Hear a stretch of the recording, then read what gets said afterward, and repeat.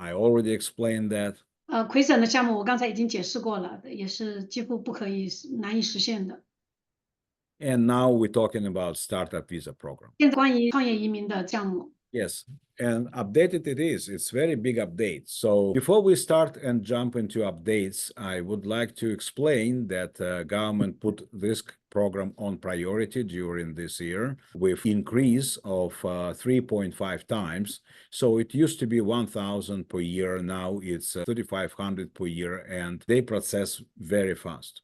那我们今天的重点，我们是讲创业移民。在过去是1000个名额，那现在增加了3.5倍，那现在是今年3500个名额。Okay, before we start talking, I would like to make a compliment to Tina, who really helped us to reach mainland China and people all over the world of Chinese origin. And this is very good channel we have. We call it anyvisa China. It's a special website where you can reach information, last updates. We have actually fresh videos recorded on regular basis. And our beautiful Tina is here. Thank you. 那在我们开始之前，我要向大家来推荐一下 Tina，她真的帮我们达成了目标，中国大陆去世界各地的华裔人。那这是一个非常好的频道 anyvisa China。那我们有我们的中文的频道，我们也有中文的网站，你可以在这个网站里面去寻找你需要的信息。你也可以定期的来看 anyvisa China 的这个视频的话，这里就是我们的 Tina。And also we have some results and some testimonials from all over the world. You can go to our main website and see what we have. So I invite you to explore our websites because we're quite present on internet. 你可以到我们的网站来看我们的信息，我们有很多的客人他们是怎么来评论我们的，你们可以来通过各种的渠道来进行验证对我们公司的 review。 Okay, so what are basic requirements for the program? At this point, we're talking about this requirement. The sooner you apply, the better, because requirements may change next year. Who knows what they will implement or introduce. So I will say today I will cover requirements as they stand today. 那现在我们终于回到我们的主题，创业移民。这项移民的要求，如果你们越早开始越好，因为谁知道明年会不会改变要求，越早越好，因为政府它总是在不断的提高要求。So first on the list, of course, it's very sensitive, especially for people from Asia. We found it's very difficult to catch language and improve it very high. So, but requirements for the program is still very small, very little. CLB5, it's basically the beginner. 那我们说各种的移民的话，那对语言的要求都是非常高的。只有这个项目的话，它对语言的要求其实是非常基本的，只有 CLB5级这样的一个要求，是一个基本的要求。Very limited, very small settlement funds requirement, because basically government wants us to process clients with regular requirements as students, as workers, and people under this program fall under the same category. So it's very small requirement settlement funds. 那么对资金的要求，安置的资金也是非常小的，跟其他的移民项目的普通的移民的项目是一样的，它的要求是很低的。And of course, the most difficult to find now is designated organization support, and we will talk about that. But I would say designated organization support now became the biggest issue after news updates, and I will explain you why. 那么我们这里说最难的，这里面这个项目最难的部分，当然就是指定投资机构的支持，因为现在的话，新的这个投资机构的支持成了最大的问题。待会儿，而且新的移民政策宣布了之后，这个会变成是最困难最大的问题。那么我会在后面来向你们解释为什么和原因。And we're talking about minimal business experience because many clients come in and saying, I'm going to open the business, but I don't have business experience. Maybe you're a teacher, maybe you're an engineer, maybe you're a scientist, maybe you are, I would say, government professional, bureaucrat, or whatever. Doesn't matter. You don't have to have business experience to apply under this program. 我们说，除了他的教育也是要求是很低的话，对经验的要求也是基本上没有有最少的经验的要求。因为很多的客人来说，我要来创业，我没有商业经验。也许呢，你只是一个老师，也许你只是一个工程师，也许你是一个科学家，也许你是一个政府的专业的官僚，或者是当官员，其实都没有关系。你并不需要具备必须要的商业的经验，这不是主要的。And innovative ideas still a requirement, of course, because the program is dedicated to innovative entrepreneurs with some bright ideas, know-how, maybe patents. So we're talking about something that we ask people to produce, to show us, but normally we work on this together. 创新的想法，这个当然是仍然是需要的，因为这个项目就是针对有一些具有聪明的想法的创新的企业家，他们知道怎么来。我们讨论的是我们要求展示的东西，当然这个是我们可以一起来跟我们的客人一起来工作，一起来努力。And last but not least, of course, to build the business program in Canada, you need to establish business venture.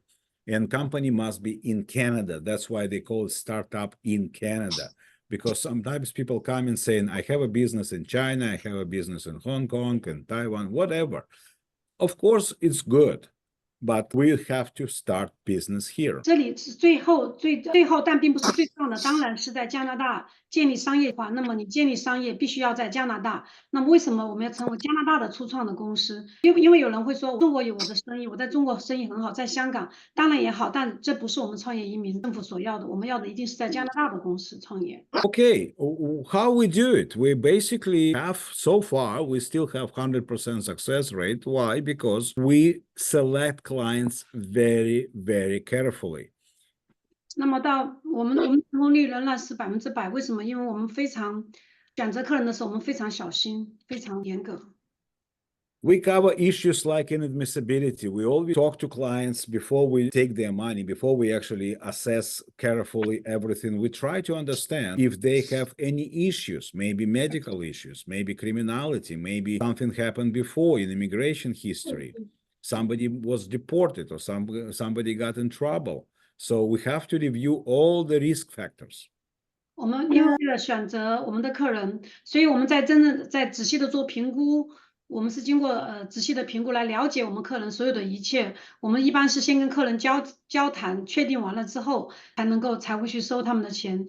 我们先会了解他们是否有任何问题，有没有医疗的问题啊，有没有可能有犯罪的问题呢？也许他们的移民历史之前发生了什么，所以有没有遇到麻烦？所以我们在接受他们之前，我们先要解决这些麻烦。And same goes with financial background. Like we want to make sure you have enough money to go through the program, because sometimes people start and they don't have numbers, and people who apply, they don't know what they face. We use direct and honest approach. This is how much you're going to spend. This is how much you have to show. This is what budget is, and people love it. 财务的背景状况也是这样子，我们希望确保你有足够的钱来完成这项计划。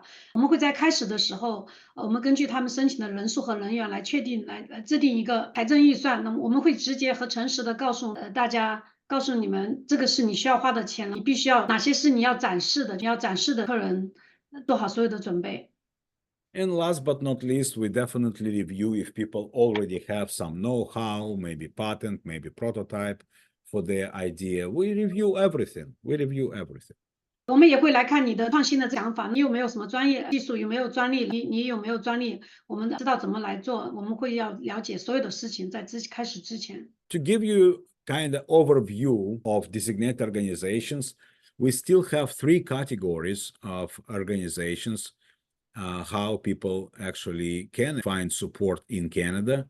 But I will explain why they're different and who normally qualify. 现在我们讲到了这个最重点的环节，就是投资机构指定的投资机构，我会来解释他们有些什么也不同，所以通常更有资格。For example, we have venture capital companies, but venture capital companies, they normally accept projects with already a revenue in place, in some kind of market, what we call market traction. So with some results, and if somebody coming with just an idea, they normally don't accept it. 首先，我们讲到的是这个风险投资机构，那么它是通常接受是在市场中已经有了收入的这样的一个项目，我们称之为已经有了市场的吸引力。那么因为有了一些结果，所以如果你只是一个想法的话，只是一个初创的想法的话，他们通常不会接受。Angel investors are definitely the best because they have something to invest, something to contribute to the process, but they have no expectation that you have already existing business.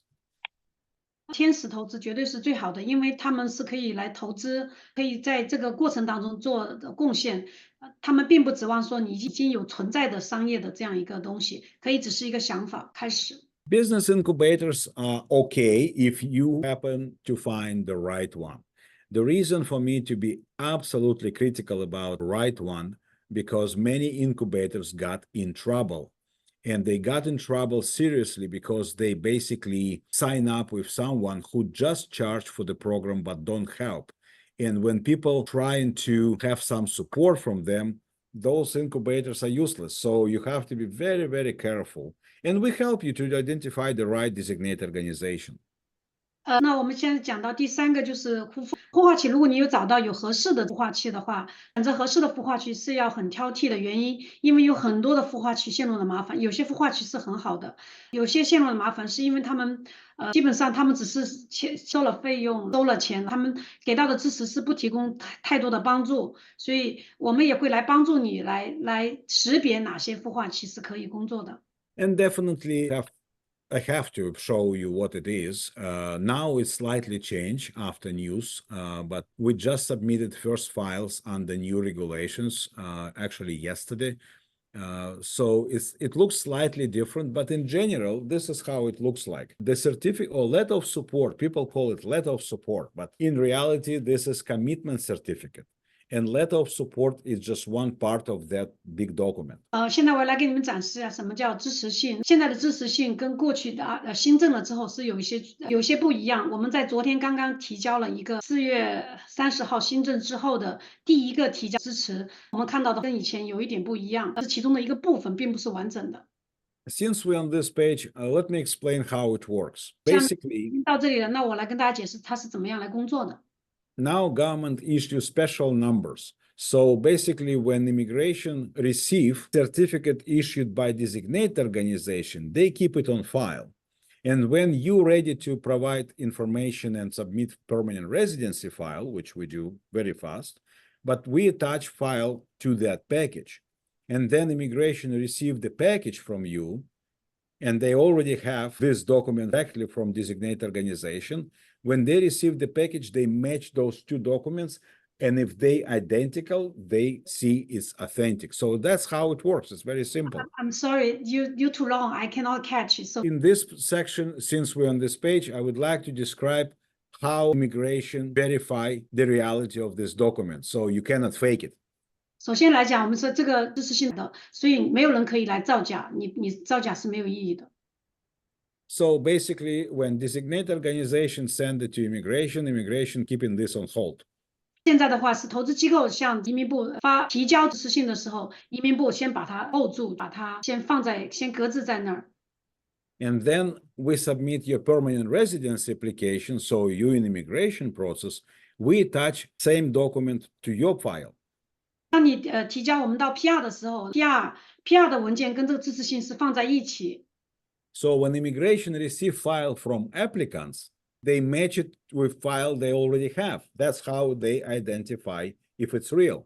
OK， 那移民部会当你申请在递交 PR 的时候，他会要 match 跟他们已经收到的支持信，如果能够吻合的话，这就是说是没有办法造假，他必须从他内部的支持信能够 match 到一起才可以。Okay, the critical question today, after all the changes, how processing time works. 那现在是我们来讲一下整理的时间是怎么样工作的。So in a nutshell, how long it will take you to get PR in Canada? 那现在我们到底要多长的时间能够让你拿到 PR 在加拿大拿到 PR？ Right now, we operate within a new system, which you can see on the bottom. 那现在我们按照是新的政策的新的这个处理的程序，你可以看到在这底下。Before end of April, before new changes, it was very fast onboarding process. 我们是非常快的which technically you see here. And then it was rather long processing. 那你可以看到，在之前我们都是非常快的，在前期的这个入职只要6个月，但是到后面的等待的话，大概可能要18个月的等待的期，递交 PR 之后的等待期可能是18个月。What happened after new changes? Right now, we're working on files where we have slightly longer onboarding process and very fast processing. 那现在我们做的，现在会比较更长的时间，在入职的过程当中会更长，但是在入职了之后递交 PR 会比较非常快速的，PR 的整理的时间会非常快。So technically speaking, what we operate right now is rather simple. 我们的整理的话，其实也是非常简单。We have, sorry, let me highlight it. Okay, so basically we have situation when we have same amount of time in process. Like if you start now, you probably will be selected in January 2025 and PR processing will be very fast. So technically speaking, one way or another, or if you apply later and select it in January 2026, it will take probably about the same time. So if you ask me today, if we apply today, how long time it will take me to get PR? Well, from China, we're talking about probably 6 to 18 months, but no more than 24 months. 那我们现在你会看到，如果你现在开始来申请的话，我们的选择的话，可能是在6个月之后，在2025年的1月份，你可以被选上。那如果你要是往后申请的话，你可能就要等到2026年1月份才能够被选上。那这样到18个月，那总体来讲都是从被选上、入职到递交 PR 到 PR 的完成通过，总个的时间差不多都是24个月的时间的周期，基本上是一样的。只不过你选择的，如果你这样快的话，你可以在2025年就可以完成这个慢一点，你动作慢的话，你可能就要等到2026年，要等待18个月。The most important thing that I want to say today is cannot fix the time you're in process until you are in process. 那现在我们不能够在一开始来一期固定给到你一个，像我们之前都可以告诉你要6个月、4个月、3个月。现在的话，如果你没有进入到我们程序当中，我们不能够给你一个定的时间和日期，没有办法能够可以直接预期的时间，直到你进入到我们的程序当中。The best suggestion to take the spot, to take the number of dedicated available now, the sooner you apply, the better. 那我只能说越早越好，越快越好。最好的建议就是越早申请越好，因为我们要调整的时候，我们才能够知道，等到你完全准备了，我们才能知道可以在什么时间。And definitely, I would like to emphasize people asking, what do we need to do? What kind of requirements? Well, the first and biggest requirement is to actually have operational business in Canada. And by the way, you don't have to be in Canada. 那这里面讲到积极的参与商业的话，经营业务的话，到底是什么？我刚刚说的，不需要一定要在加拿大。But you have to have all the attributes of active business here. And we will do like coordinating with clients. 但是你必须要有活跃的这个业务，我们会来帮助你，这个不是什么问题。Definitely people ask, what if we refused? Why we can be refused? What happened? Well, I can tell you a few reasons. So at least you know if you're not making these mistakes or this is not happening to you, then you're okay. 那我现在接下来我要给大家讲一下最常的被拒绝申请的常见的原因有下面一些种类。那如果你犯了这个错误，如果没有发生在你身上的话，那你就说明你还好。Like for example, if you apply with us, you definitely understand everything. We give you clear picture, we give you all the details and no hide around, no hiding details, everything is open. 你来跟我们申请的话，你肯定会了解我们给你提供非常清晰的所有的图片的所有的内容，我们会向你提供所有的细节，没有什么藏起来的东西，所以你会很清晰。Another reason, sometimes people confuse about essential, non-essential person. Definitely, we have very strong ability to identify who is essential, who is not. So if you, for example, don't want to be essential, don't want to provide extra effort and be in Canada, you can be non-essential, that's fine. But if you do it by mistake, then you can be refused. 这里面还有一个非常要混淆的，就主要人物，我们称为在中国人称主创和协创的。我们是有能力，我们有很强的能力来识别、来判断、来给定义谁是主要的人，谁是次要的人。那么谁可以不是？如果你不想成为主要的主创的话，那么你也不想付出额外的努力，并且也不想待在加拿大的话，你可以成为协创。但如果你要这么做的话，这些我们都可以来做到。但是如果你不小心的去做一些事情的时候，你可能会被被拒绝。So, of course, some other reasons depend on people. And of course, that's why we try to identify those problems before admissibility, maybe medical reason, maybe criminal reason. We try to find out before we start. 那我们这里还有一些关于一些不准入，比如说是医疗或者犯罪，或者是你缺乏足够的资金等等。那么的话，通常我们会在开始之前，我们会先来解决这些问题。And definitely, we're talking about, I already mentioned, not enough money on account, non-sufficient settlement funds, but mostly our clients have everything in order. So I don't really worry about that. But I have to tell you about common reasons. So many people refuse for that reason. 也会很多人拒签的话，是因为没有放足够的安置的资金的证明。那我对你们中国的客人不太担心，我觉得你们好像基本上都有足够的钱。但是事实上，很多人拒签也会因为安置资金的问题的证明的不够被拒签了。Definitely, misrepresentation can be a problem. People ask me what misrepresentation is. 那虚假陈述也是一个很重要的被拒签的一个主要的原因。那人们来问我，到底什么叫虚假陈述呢？ Misrepresentation can be anything. People lie about previous applications, people lie about relatives, people lie about personal details. Just be open, be honest, and you will be okay. 那有些人我们说虚假陈述的话，就是说你对之前的申请有过撒谎，对你之前的个人信息你有隐瞒或者是撒谎，那其实你不需要，你只要诚实就可以了，你不会有问题的。Okay, everything is very well explained. As you mentioned, we have incredible support program. So basically, any questions you may ask today, but my suggestion, ask questions and identify if this program is for you, if you like to be in Canada.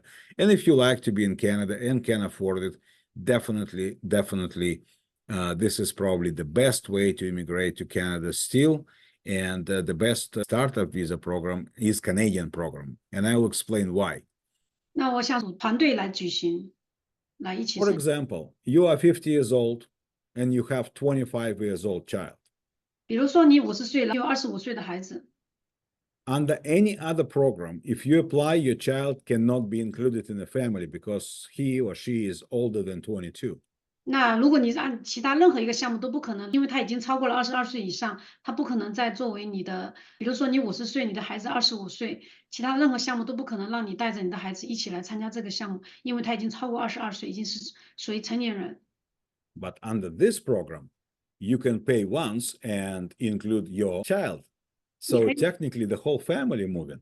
你可以把你的孩子放在一起，你们可以整个家庭一起来。 For example, you and your brother would like to apply. 或者你和你的兄弟姐妹愿意一起来做这件事情。 Under any other program, you have to apply separately. 你要在其他的都必须要是分开的。 Under this program, we pull everything together and it's one project. 项目的话，我们在可以把它放在一个项目当中，可以把你们跟你的家庭亲戚全部都放在一起。 Or for example, you are 30 years old. 比如说你30岁， and you would like to move and have your parents with you. 你想要跟你的父母跟你一起， Why don't you pick one person who speaks English, mother or father, and then they join you in this business? 那你可以让你的父亲母亲稍微能够英语的加入你的，一起来做这个项目。 So this program is very versatile and very good in terms of processing, in terms of time. And I can tell you that if it was anything else comparable, I would tell you about it. But this is the best. And now 项目的话，我可以告诉你，在其他的任何一个项目都没有一个项目可以跟这个项目能够比较的。 Tina will start questions. Very first question is, what happens if business fails after I move to Canada under startup program? 那第一个已经拿到 PR 来到加拿大之后，那我的生意该怎么办？ Well, the answer is nothing bad to you will happen because you are in Canada, you're already Canadian. 那因为你已经在加拿大了，你已经来到加拿大，而且你已经是加拿大人了。 If you move to Canada and you're Canadian, regular rules of business apply to you. 那你正常的所有的这个生意的这个规则都是在你身上都可以运用。 As any Canadian, you have, for example, business, you can close it, you can change it, you can do whatever, you can 那作为加 sell 拿大 it. 人的话，你有权利关掉这个生意，继续维持这个生意，或者你改这个生意，都是你的权利。Because people sometimes looking somewhere and some stupid person telling some lie about your obligation to be in business for quite some time after you. No, that's not true. 那有些人会告诉你说，你来了加拿大之后，你还要你的生意必须要做多长时间？No，这个不是对的，不是真实的。Maybe government will change something in the future. Who knows? For now, 也 it is. 也许加拿大政府会在未来会做一些改变，但是现在不是。That's why we're asking you, if you're really serious about this, apply as soon as possible. 所以我现在会告诉你，如果你想要很认真的，你想考虑，那你就要越快越好。Okay, another question is how much amount required to start business? Well, first of all, remember. Oh, yeah, sorry, translate the question. 第二个问题是，到底需要多少钱才能够开始一个生意？ To start the business or to start the program?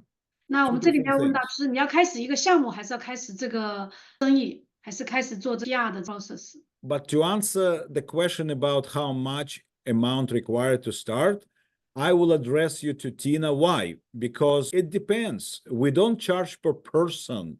We charge per person in relation with how many people in the team. 我们不是按个人来收，我们是看多少个人在这个 team 来收取费用的。所以你们可以来问 Tina。 Another question here. Hello, doctor. There is any difference between single applicant and multiple ones? 你会认为单独的申请跟多个人申请有什么区别吗？ Well, I can tell you, it's a very good question. On one hand, single applicant has fairly low risk of working with someone. 单独的一个人他 Same time, if you have group of people working together and you met and you discuss everything, you trust each other, you like each other, you know each other, it's better. 那如果你有一些人，你们互相信任，你们认识，你们是朋友，你们互相有信任，你们在一起讨论，你们一起来做的话，那其实是更好的。Let's say regular business rules apply. 正常的这个生意的管理是一样的。 If you apply alone, everything in business you have to do yourself. 那如果你单独一个人做申请的话，所有的生意都是你自己一个人做。 Let's say you apply with some partners. At least you can share some responsibilities. 如果你有伙伴的话，那你可以跟伙伴一起。